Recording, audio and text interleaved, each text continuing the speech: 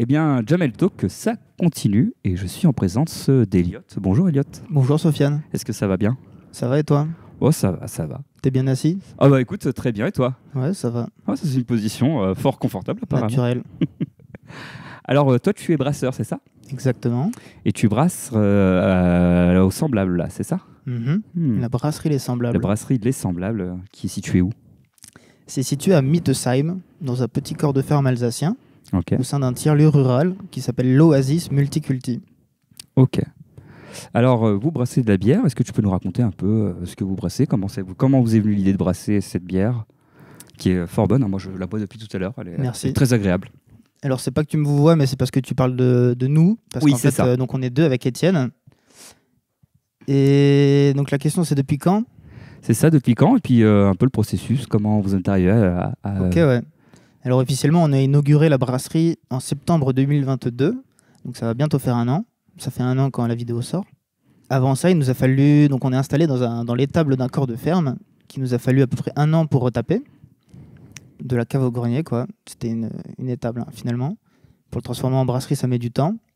Donc il y a les copains, les copines, les voisins, les voisines, la famille qui sont venus pour tout faire ça. Avant ça, il nous a fallu aussi 1 an pour monter le projet, se professionnaliser. On a fait une formation professionnelle de 5 mois, donc pour voir vraiment les processus de brassage un peu approfondis. On a fait des stages partout en France, un petit peu en Allemagne. Et avant ça encore, on avait déjà un peu une expérience en autodidacte, où on brassait dans la cave d'Étienne. Lui, c'est vraiment son hobby, sa passion. Ça fait quelque temps qu'il sait qu'il voulait devenir brasseur. Et donc, on faisait des petits brassins de 20, 50 litres dans la cave de ses parents. Et c'était rigolo. Donc, vous brassez combien de bières à peu près aujourd'hui et combien de litres ou hectolitres? Alors, on a 4 bières actuellement qu'on peut apercevoir dans le fond. Là, il n'y en a que 3, parce que tu as bu la 4e. Excellent. Donc, on a une blonde, une blanche, une ambrée et une IPA. L'idée, c'est d'avoir une gamme de base, mais extrêmement travaillée. En tout cas, les faire le mieux possible pour qu'ensuite on puisse s'amuser à en faire d'autres, des plus éphémères. Et dans l'idée, on brasse à peu près 1000 litres par semaine. Donc là, on est encore en phase de croissance, on va dire, avant de pouvoir atteindre ces 1000 litres par semaine. Et ça, c'est un volume ensuite qui nous permet de se dégager un salaire à 2. Normalement, ça arrivera à la fin d'année. Alors, est-ce que tu peux nous parler un peu des produits, des différents types de bières que donc, vous brassez, ce que vous faites exactement, voilà, c'est quoi une différence aujourd'hui entre une blanche, entre une IPA, une lager, tout ça? Oui, bien sûr. Alors, est-ce que tu connais la différence entre une blonde et une blanche? Alors, je sais qu'il y en a une qui est au blé et l'autre au malt et à l'orge. Ouais, il y a un peu de ça. On a 4 ingrédients dans la bière. Ouais. Lesquels sont-ils? Donc, il y a la levure, Oui, il y a l'orge ou le blé, c'est ça. l'eau Mhm. et T'en as parlé tout à l'heure. euh, Dans la IPA, il y en a beaucoup. Ah, du houblon. Exactement. Donc le houblon, il vient apporter des notes aromatiques un peu florales, fruitées, exotiques. Ça va aussi permettre de rendre la bière amère. Et c'est aussi antiseptique. Donc ça va empêcher la bière de tourner au vinaigre, on va dire, et de se conserver plus longtemps. Ensuite, on a les maltes. Donc c'est des céréales qui sont germées pour rendre l'amidon à l'intérieur disponible pour nous, les brasseurs et les brasseresses, pour les découper en petits sucres. On est un peu comme papa et maman oiseau. On vient prémâcher les sucres pour les donner aux levures, qui elles, à leur tour, vont les manger pour les transformer en CO2, pour la pétillance, en alcool et en arôme, Ok. comme notamment dans la bière blanche. En tout cas, dans la note où la levure est très importante. Donc ces céréales, ordinairement, c'est de l'orge, qui contiennent le sucre, l'amidon. Et dans les bières blanches, on va utiliser également du blé. Mais après, on peut utiliser aussi plein d'autres céréales, de l'épeautre, du seigle, etc. De l'avoine. Et on a l'eau, évidemment, qui est vachement importante, parce que c'est notamment l'eau qui a fait les styles à travers le monde. L'eau, elle a ce qu'on appelle un profil minéral. Ouais. Des fois, on parle d'eau qui sont un peu calcaires, etc. Il y a du magnésium, des sulfates, etc. Donc, c'est plein de petits minéraux qui vont influencer la manière de travailler le produit. Et ensuite, au final, les qualités gustatives. Les qualités gustatives. Alors, je peux confirmer, les bières sont très très bonnes. Je vous en Merci. conseille une, deux. Oui. Alors, du coup, moi j'ai une question un peu sur les ingrédients. Les ingrédients, comment vous les choisissez? Est-ce que vous choisissez des ingrédients bio? Est-ce que vous êtes en partenariat avec des personnes qui vous fournissent ces ingrédients? Effectivement, alors tous nos ingrédients sont désormais bio, donc issus d'agriculture biologique. On travaille au maximum avec des ingrédients locaux. Donc au niveau des maltes, donc les céréales, on se fournit désormais auprès de Maltala, chez Lise. Elle habite, elle a sa malterie. En fait, de la même manière qu'il y a des micro-brasseries, un peu comme nous, il y a aussi des micro-malteries qui viennent donc transformer l'orge crue en orge maltais. Donc rapidement, ça consiste à le faire tremper dans l'eau pour qu'il se mette à germer. C'est là que l'amidon va être disponible et il va être séché dans des courants d'air chaud pour le sécher et ensuite le conserver. Et après, il peut être toasté, un peu grillé, voire torréfié. Et c'est ce qui va notamment apporter de la couleur à la bière et beaucoup d'arômes. Donc on travaille beaucoup avec elle. Et là, avant-hier, c'est amusant que tu me demandes ça, on travaille avec Rémi et Kevin, qui sont 2 agriculteurs dans notre village de Mittesheim, en bio également, qui ont fait la moisson de l'orge. Donc avant-hier, j'ai pu être dans le tracteur avec Kevin, c'était très chouette. Orge qu'on va pouvoir utiliser en janvier, ou en tout cas le faire malter chez Lise, pour ensuite revenir chez nous et utiliser donc même de l'orge qui vient du village, quoi. Et pour ça, donc, c'est des grosses quantités, c'est à peu près 8 tonnes qui sont faites pendant le processus de maltage. On n'a pas besoin de 8 tonnes directement, donc on s'est associé avec différentes microbrasseries alentour, des copains, des copines, pour faire ça ensemble. Ensuite, au niveau des houblons, on se fournit à Brumat, à la coopérative du houblon. On travaille essentiellement avec des houblons qui viennent d'Alsace. En fait, souvent, même en microbrasserie, c'est des houblons qui viennent des États-Unis, d'Australie, parce qu'ils ont beaucoup de recherche variétale. Et donc, c'est des variétés qui explosent, etc., d'exotisme, de plein de choses. Mais nous, notre parti pris, c'est de faire au plus local possible. Et il se trouve qu'il y a des variétés alsaciennes qui sont extraordinaires et qu'on a envie de mettre en avant, et notamment dans notre IPA, qui viennent vraiment développer ces arômes floraux, fruités, exotiques, quoi. Et l'eau, ça vient du village. Et on s'est notamment installé dans ce village-là, parce que l'eau était très peu minérale, donc elle est très peu dure en bouche, enfin très peu dure de manière générale. Ça a préservé les installations, vu qu'il n'y a pas de calcaire. Et ensuite en bouche, on a l'impression que c'est vraiment beaucoup plus fluide. C'était vraiment une recherche d'avoir des produits locaux. Est-ce qu'aujourd'hui c'était une envie politique, c'est-à-dire que vous avez d'abord voulu chercher du local parce que vous vous retrouviez dans une idée politique de ce qui était le local, ou alors c'est parce que c'est finalement par nécessité, parce que c'était quand même plus facile? Dans un premier temps, un aspect politique, et après un aspect essentiel de nécessité, puisque avec la raréfaction de plein de ressources en fait, qu'on est amené à avoir dans les prochaines années, et qui ont déjà commencé, notamment sur l'eau, c'est essentiel de se relocaliser au maximum. Et donc, en fait, au-delà de nos ingrédients bio, nos bières sont certifiées sous mention Nature et Progrès. Donc, c'est pas un label, en fait, c'est une marque associative qui allie à la fois les consommateurs et les producteurs dans l'audit de l'entreprise pour respecter un cahier des charges très rigoureux. Donc, c'est un énorme escalier qui va très très loin et très très haut. On est essoufflé quand on arrive au bout. Mais en tout cas, la première marche, c'est les ingrédients biologiques. Et après, il y a toute une démarche qui nécessite d'aller plus loin. Parce que la bio, c'est très sympa. Mais au final, c'est absolument pas suffisant, quoi. Donc, à travers notre projet de microbrasserie, ce qui fait qu'on va au-delà du bio, c'est à travers la cuisson au bois bûche, par exemple.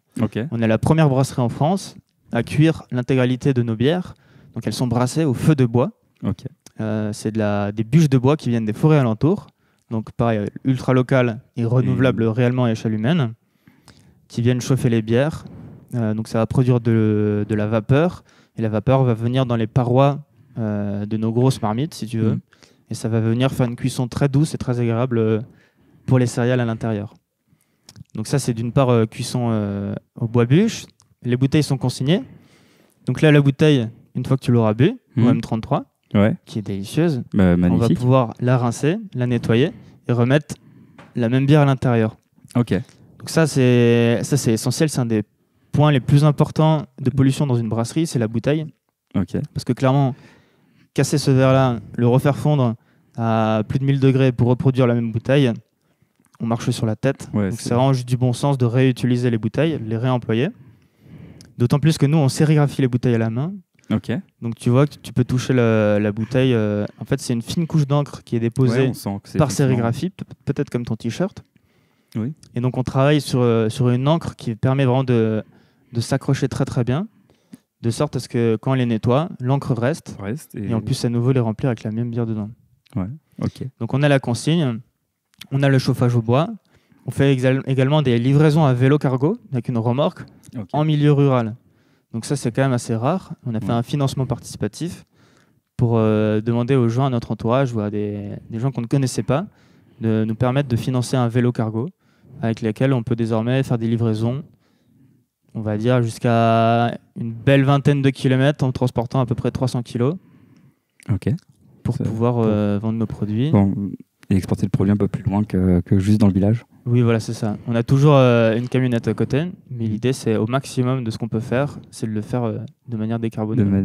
Décarbonée. Donc ça, c'est une partie. Ouais. On va dire que ça, c'est le scope numéro 1, comme un bilan carbone, de faire en sorte à ce que le produit en tant que tel soit le plus éco-responsable possible. Ok. Voilà. L'étable notamment dans laquelle on s'est installé, elle a été éco-rénovée.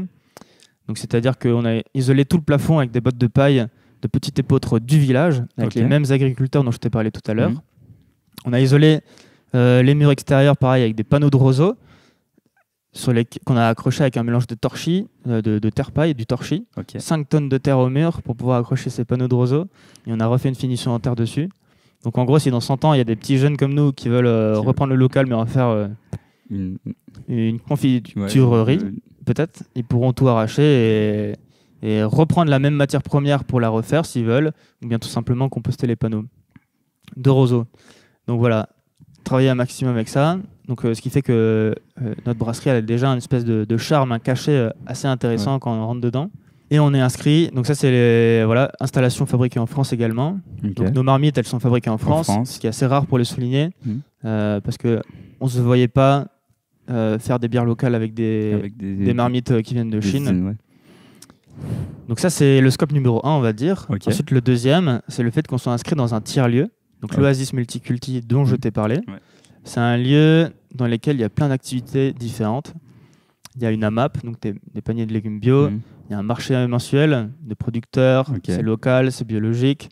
On a des ateliers également qui sont animés par des bénévoles ou des professionnels, à la fois de couture, d'écriture, des ateliers de poterie. On a une artiste peintre également qui propose des cours de dessin. Et désormais, il y a une brasserie. Donc l'idée, c'est d'avoir un lieu dans le village qui permet d'apporter de la vie. Et donc, à travers notre bière, la bière, c'est un produit quand même apprécié par beaucoup de personnes. Et l'idée, c'est de créer des rencontres autour de celui-là. Et les gens, ils vont venir pour boire un canon. Et au final, ils repartent avec des idées dans la tête. Ça, c'est le scope numéro 2. La réponse est longue. Ah, mais parfait. Et le scope numéro 3, c'est plus à l'échelle nationale, on va dire. Donc, on a créé une carte collaborative en ligne, enfin participative, qui permet de référencer les différents acteurs de la filière brassicole. Donc, à la fois les malteries, les producteurs de houblon. Et donc, l'idée, c'est aussi de pouvoir mettre en lumière les initiatives locales. Donc, ce qui nous a inspiré de relocaliser la filière d'orge avec les deux agriculteurs, c'est parce qu'en amont, on avait rencontré d'autres brasseurs et brasseresses en Franche-Comté qui ont fait ça. Ils se sont un peu bataillés avec les paysans, avec plein d'organismes pour réussir à relocaliser une filière d'orge dans leur région. Et donc, on a mis ça en avant sur la carte. Et maintenant, 2 ans plus tard, c'est à notre tour d'essayer de promouvoir ça. Donc, en le faisant, c'est un peu la preuve par l'exemple, de le faire pour ensuite le mettre en avant et montrer que c'est stylé et que ça marche bien. Tu nous parlais tout à l'heure de tiers-lieux. Est-ce que tu peux nous expliquer un peu plus ce que c'est un tiers-lieu, comment ça marche aujourd'hui, comment vous voyez un peu l'avenir avec ce tiers-lieu? Alors, un tiers-lieu, il y a autant de définitions qu'il y a de tiers-lieux, on va dire. Ça peut se présenter sous plein de formes différentes.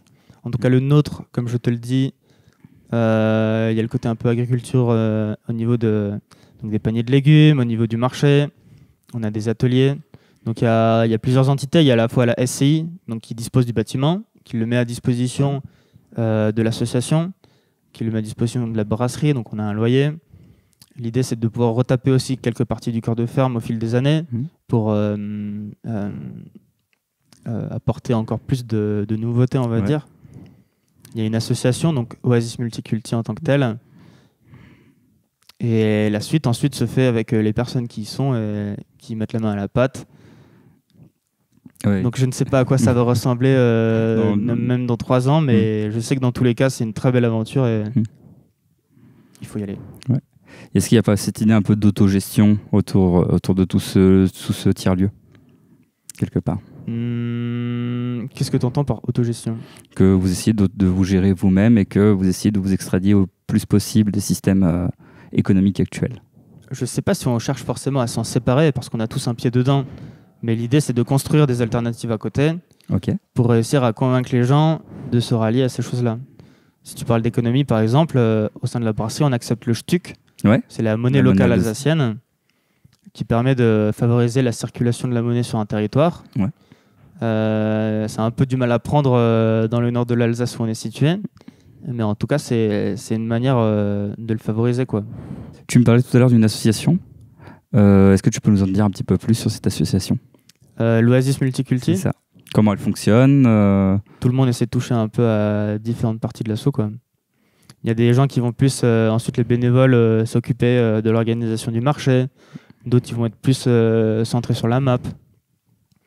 On en a qui vont gérer la communication, dont je fais également un petit peu partie. Okay. Étienne, le collègue, il est aussi au comité.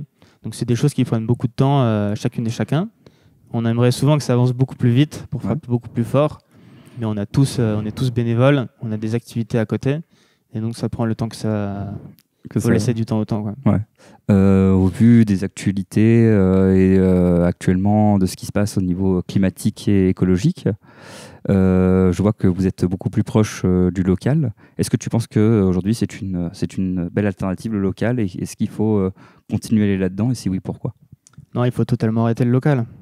Oui, bien entendu. Non, il faut y aller à fond. Le local, c'est pas juste une lubie, quoi. C'est vraiment le fait de travailler avec ce qu'on a sur la région. En fait, l'idée dans notre bière, c'est d'avoir une bière locale. Donc en fait, c'est les matières premières. Elles sont excellentes, hein. Mais à la fois, donc c'est parce qu'on arrive à travailler les produits, mais c'est parce qu'à la base, les produits sont d'excellente qualité. Et donc, c'est vraiment des bières de terroir, selon moi, vu que c'est ce qui pousse dans nos champs alentours qui s'exprime dans ces bières-là, quoi. Et l'argent qu'on va dépenser pour acheter les matières premières va être ensuite répercuté sur le territoire. Les agriculteurs avec qui on travaille, on va acheter leur orge, on leur achète, donc ils ont des sous, et eux, ils viennent prendre des bières chez nous. Donc en fait, c'est du local, et ça sert à rien d'aller acheter des matières premières à Pétarochnac. C'est une question de bon sens. Et il y en a des centaines, des bonnes raisons de faire local, quoi. Ouais, puis ne serait-ce qu'au niveau de la diversité aussi. Parce que quelque part, acheter toujours les mêmes endroits au même endroit, ça fait finalement les mêmes bières. Alors que si chacun commence petit à petit dans son local, peut-être qu'on a des bières différentes et on commence à avoir une vraie multiplicité des choses et davantage de goût et de possibilités de choix dans nos bières. Ouais. Après, ce qui est rigolo, c'est que si tu as 20 brasseries différentes qui font la même bière avec les mêmes matières premières, les mêmes lots, ça fera quand même 20 bières différentes. Ça fera 20 bières différentes. Ça dépend donc de comment on brasse et comment on travaille la bière. C'est ça. Et l'eau qui représente la majorité du produit. L'eau vachement importante. Buvez de l'eau. Si vous avez soif, consommez de l'eau. Enfin, buvez de l'eau plutôt que de la bière, quand même. Ben, merci beaucoup. Grand plaisir. Écoute, si tu as un petit dernier mot de la fin, tu peux. Je te laisse le droit au mot de la fin. Consommer local, artisanal. Nos bières sont excellentes, mais il n'y a pas que nous. On a aussi 2500 confrères et consoeurs à travers la France. Donc, buvez et tchatchez avec les brasseurs et les brasseresses. Demandez-leur comment leurs produits sont faits. Ils auront grande joie de vous en parler. Ok. Elliot, merci beaucoup. Merci à toi. C'était vraiment très agréable. Ta bière, effectivement, est très bonne et on te remercie encore d'être là. Merci de la boire. Merci. Écoutez, Jamel Talk, ça continue et tout de suite, place à la musique.